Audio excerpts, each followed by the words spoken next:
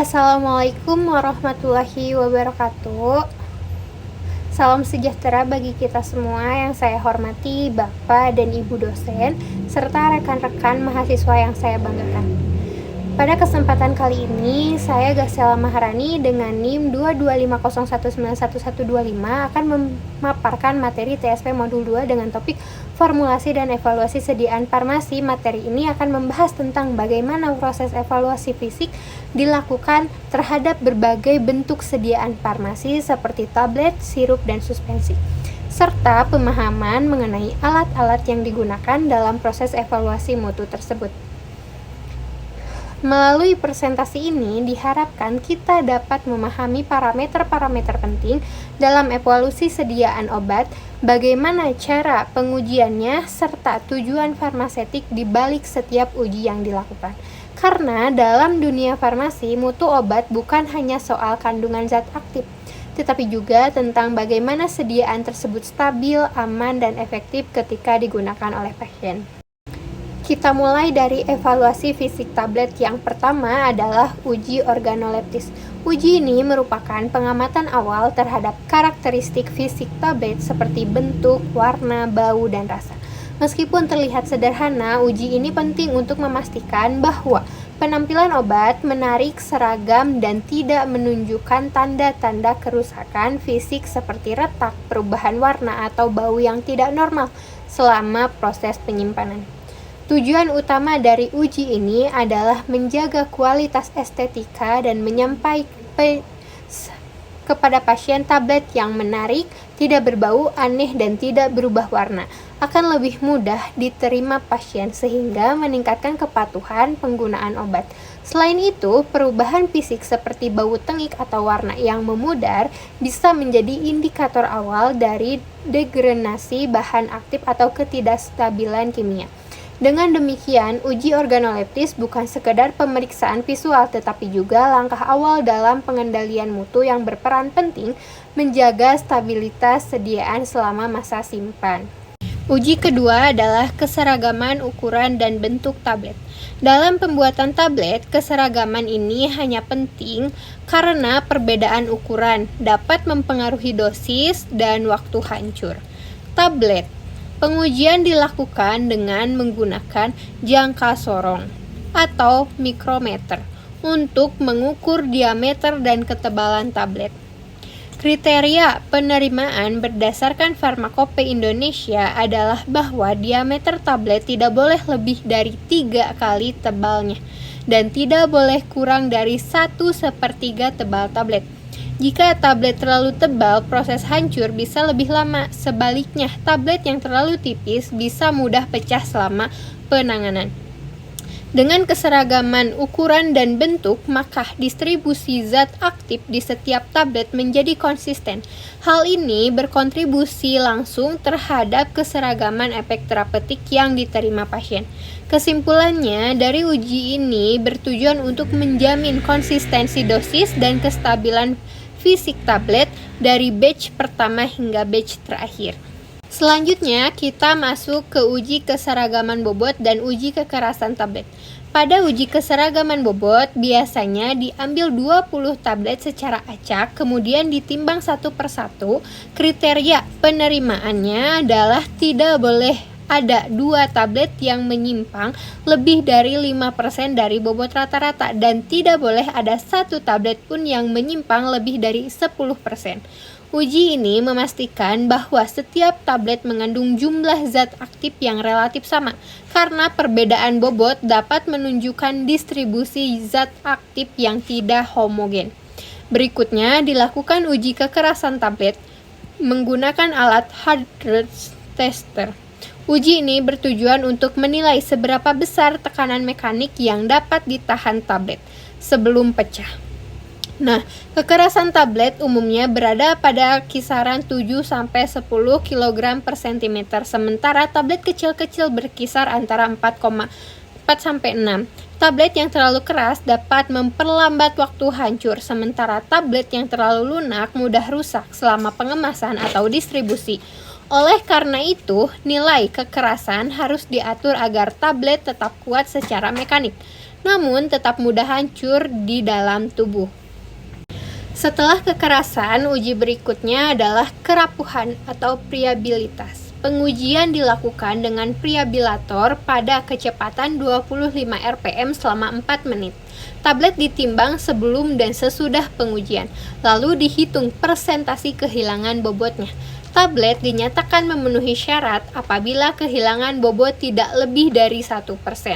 Uji ini menilai daya tahan tablet terhadap gesekan dan benturan terutama selama proses produksi, pengemasan hingga distribusi. Tablet yang mudah rapuh beresiko pecah atau menghasilkan serbuk sehingga menyebabkan dosis yang tidak akurat.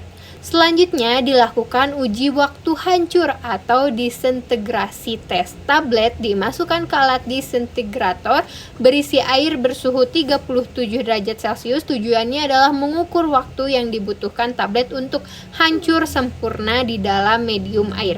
Kriteria penerimaannya adalah tablet tidak bersalut harus hancur kurang dari 15 menit, tablet salut gula kurang dari 30 menit, dan tablet enterik tidak boleh hancur dalam media asam dan harus hancur dalam media basah. Uji ini memastikan bahwa tablet akan melepaskan zat aktifnya pada waktu dan tempat yang tepat di saluran pencernaan. Berikutnya adalah uji disolusi. Uji ini merupakan salah satu parameter terpenting karena berkaitan langsung dengan bioavailabilitas obat, yaitu seberapa cepat dan banyak zat aktif dilepaskan dari tablet ke dalam medium cair. Pengujian dilakukan dengan alat dissolution tester menggunakan tipe dayung atau pedal yang keranjang basket pada suhu 37 derajat Celcius. Sampel diambil pada interval waktu tertentu lalu diukur kadar zat aktifnya menggunakan spektrofotometri UV visible. Kriteria penerimaan umumnya adalah minimal 75% zat aktif harus terlarut dalam 45 menit kecuali dinyatakan lain dalam monografi farmakope. Selain itu, dilakukan uji keseragaman kandungan terhadap 10 tablet individual. Tujuannya untuk memastikan bahwa setiap tablet memiliki kadar zat aktif yang konsisten dengan batas toleransi 85% hingga 115% dari kadar rata-rata. Hal ini sangat penting agar setiap pasien menerima dosis yang sama efektifnya tanpa resiko over atau underdose. Selanjutnya kita beralih ke bentuk sediaan cair, yaitu sirup dan suspensi. Sama seperti tablet, sediaan cair juga memerlukan evaluasi fisik untuk memastikan kualitas dan kestabilannya selama penyimpanan maupun penggunaan. Uji pertama yang dilakukan adalah uji organoleptis, yaitu pemeriksaan terhadap warna, bau, rasa, serta kejernihan sediaan. Untuk sirup, hasil yang diharapkan adalah larutan jernih tanpa adanya endapan, sedangkan untuk suspensi, sediaan harus homogen dan mudah dikocok agar partikel terdispersi merata. Uji ini penting untuk mendeteksi adanya perubahan warna atau bau yang dapat menunjukkan kerusakan bahan aktif atau kontaminasi mikrobiologis. Setelah itu dilakukan uji homogenitas.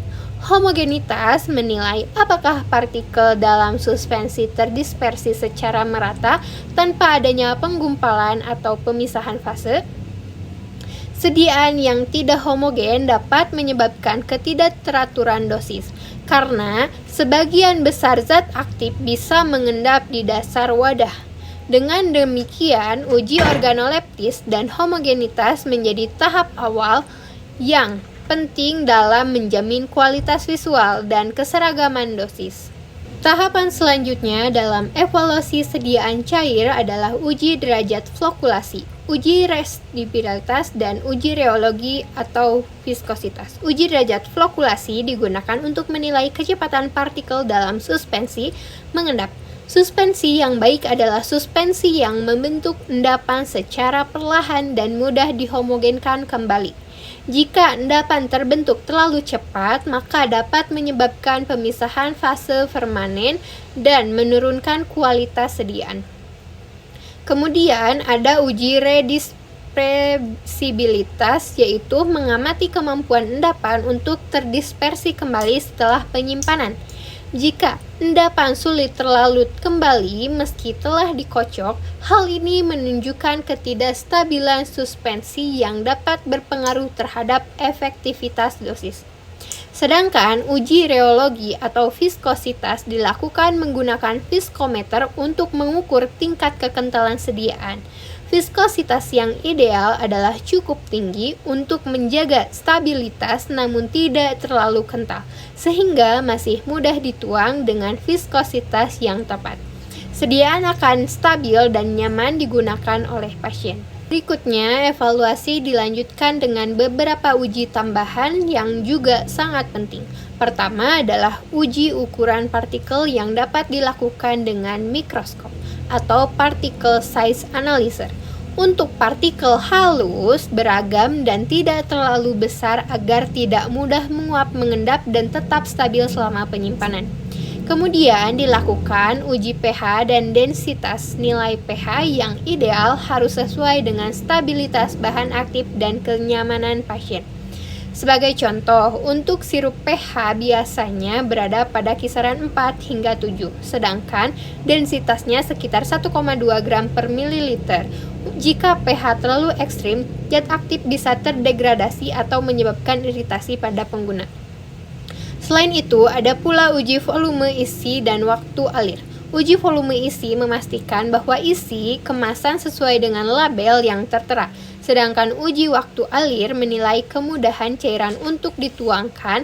Dengan pengujian ini diharapkan sediaan memiliki kestabilan fisik, kenyamanan penggunaan, dan konsistensi mutu yang tinggi.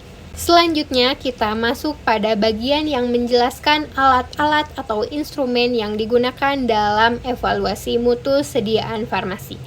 Yang pertama adalah viskometer. Viskometer berfungsi untuk mengukur viskositas atau kekentalan sediaan cair seperti sirup, gel, atau suspensi.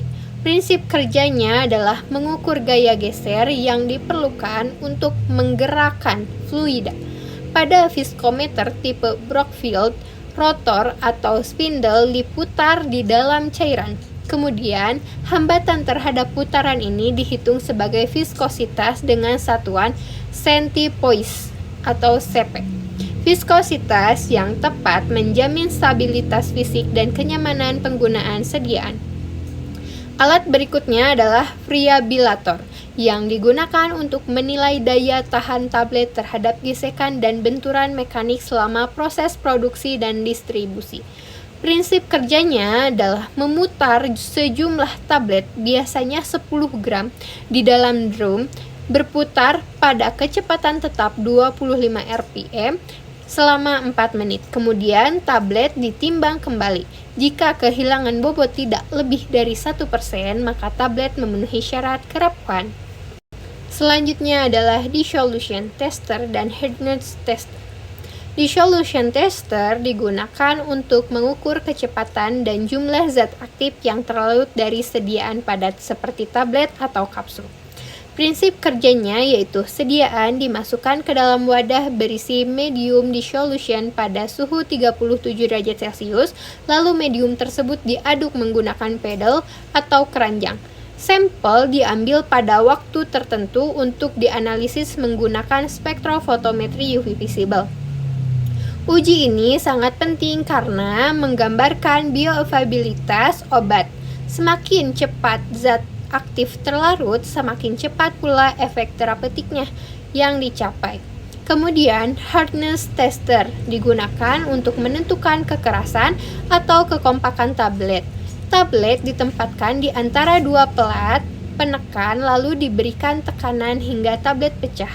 Nilai tekanan maksimum ini menunjukkan kekerasan tablet. Biasanya dinyatakan dalam kilogram, gaya, atau newton.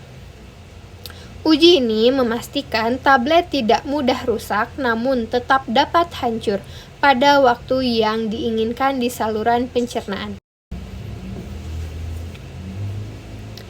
Alat berikutnya adalah moisture analyzer dan tape density tester. Moisture analyzer digunakan untuk mengukur kadar air dalam bahan baku maupun sediaan jadi. Kadar air yang berlebihan dapat mempengaruhi stabilitas dan daya simpan produk. Prinsip kerjanya, sampel ditimbang lalu dipanaskan menggunakan sistem inframerah atau halogen hingga kadar air menguap. Perubahan berat sebelum dan sesudah pemanasan dihitung sebagai presentasi kadar air. Dengan alat ini, kita dapat memastikan sediaan tidak terlalu lembab atau mudah rusak selama penyimpanan. Kemudian, tap density tester digunakan untuk menilai kepadatan serbuk setelah dilakukan pengetapan atau getaran. Alat ini membantu menilai sifat alir atau flowability dan kemampuan serbuk dikompresi menjadi tablet atau kapsul. Prinsip kerjanya, serbuk dimasukkan ke dalam silinder ukur dan diketuk berulang kali, biasanya di antara 500 hingga 1250 kali, lalu volume akhir dibandingkan dengan volume awal untuk menghitung tap density. Uji ini penting untuk memastikan keseragaman pengisian tablet dan kapsul pada proses produksi. Selanjutnya, kita masuk pada pembahasan mengenai emulsi. Emulsi merupakan sistem dua fase cair yang tidak saling bercampur, biasanya antara minyak dan air, di mana salah satu fase terdispersi ke dalam fase lain dengan bantuan emulgator agar tetap stabil dan homogen. Contoh emulgator yang sering digunakan antara lain Twin 80 atau polisorbat 80, Span 80 atau sorbitan monolet lecitin, sodium lauryl sulfat SLS, serta arasiagam. Setiap emulgator memiliki sifat berbeda tergantung jenis emulsi yang diinginkan, baik oil in water maupun water in oil. Pemilihan emulgator yang tepat sangat berpengaruh terhadap stabilitas fisik emulsi, terutama dalam mencegah terjadinya pemisahan fase atau kerusakan sediaan selama penyimpanan. Sebuah emulsi dikatakan stabil secara fisik apabila memenuhi beberapa persyaratan. Pertama, tidak terjadi pemisahan fase seperti creaming atau cracking. Kedua, tetesan fase terdispersi tetap halus dan merata, tidak menggumpal atau menyatu. Ketiga, tidak terjadi perubahan warna, bau, rasa, atau viskositas selama penyimpanan. Keempat, emulsi dapat kembali homogen hanya dengan pengocokan ringan yang menunjukkan stabilitas sistemnya baik. Selain itu, ukuran partikel harus konstan, pH harus stabil, dan zat aktif tidak mengalami degradasi kimia. Semua faktor ini menunjukkan bahwa emulsi yang stabil akan memiliki masa simpan yang lebih panjang, serta memberikan efek terapeutik yang konsisten. Ada beberapa faktor yang dapat menyebabkan ketidakstabilan fisik emulsi, di antaranya 1. Creaming, yaitu naiknya fase minyak ke permukaan akibat perbedaan densitas.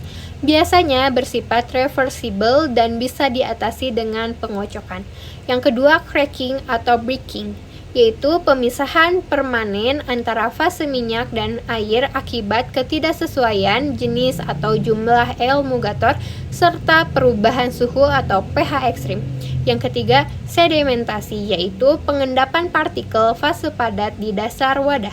Yang keempat, koalesensi, yaitu penyatuan tetesan kecil menjadi tetesan besar yang akhirnya dapat menyebabkan cracking. Yang kelima, flokulasi, yaitu pengelompokan longgar antara tetesan tanpa menyatu, sering menjadi tahap awal koalesensi. 6. Perubahan viskositas yang bisa disebabkan oleh suhu tinggi, pengadukan berlebih, atau penggunaan emulgator yang tidak sesuai. Dengan memahami faktor-faktor ini, formulasi emulsi dapat dioptimalkan agar lebih stabil dan tidak mudah rusak selama penyimpanan. Sebagai penutup, dapat disimpulkan bahwa evaluasi mutu sediaan farmasi merupakan tahap penting dalam menjamin keamanan, efektivitas, dan stabilitas obat sebelum sampai ke tangan pasien. Setiap bentuk sediaan, baik padat seperti tablet, cair seperti sirup dan suspensi, maupun semi padat seperti emulsi, memiliki parameter evaluasi yang berbeda-beda sesuai karakteristik fisiknya. Dengan pemahaman yang baik mengenai uji organoleptis, keseragaman, bobot, kekerasan, friabilitas, disolusi, viskositas, hingga stabilitas emosi, seorang formulator dapat menghasilkan sediaan yang tidak hanya memenuhi standar farmakope Indonesia, tetapi juga memberikan efek terapeutik yang optimal dan aman bagi pasien. Demikian presentasi dari saya mengenai formulasi dan evaluasi sediaan farmasi modul 2. Semoga materi ini dapat menambah wawasan kita semua tentang pentingnya pengendalian mutu dalam proses pengembangan obat. Terima kasih atas perhatian Bapak, Ibu, dan rekan-rekan semua. Wassalamualaikum warahmatullahi wabarakatuh.